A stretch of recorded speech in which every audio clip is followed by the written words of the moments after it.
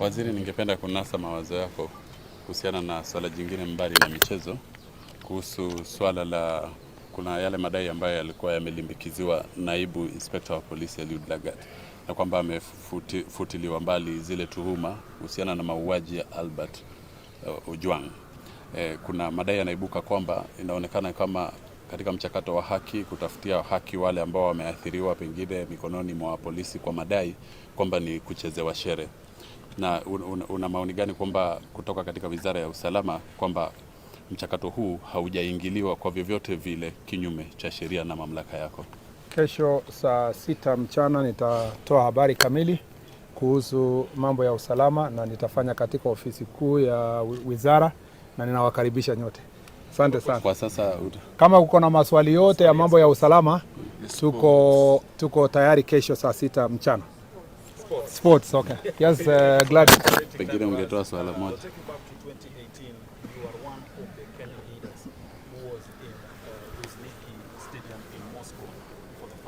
And also 2022.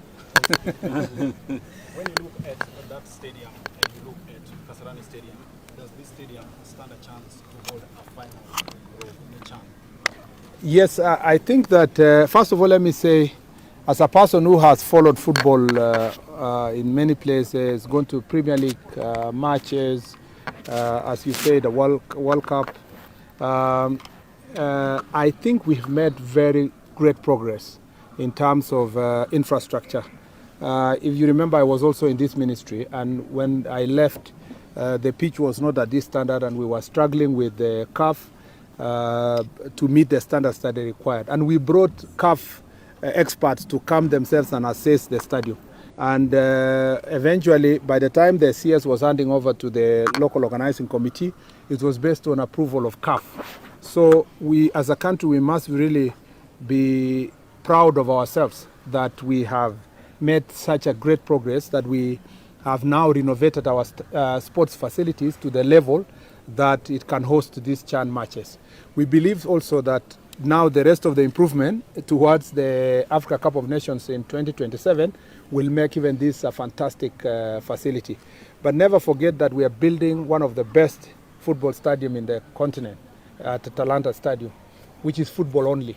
And that will give the fans even greater experience, because you will be closer to the pitch compared to a mixed stadium like this Kasarani.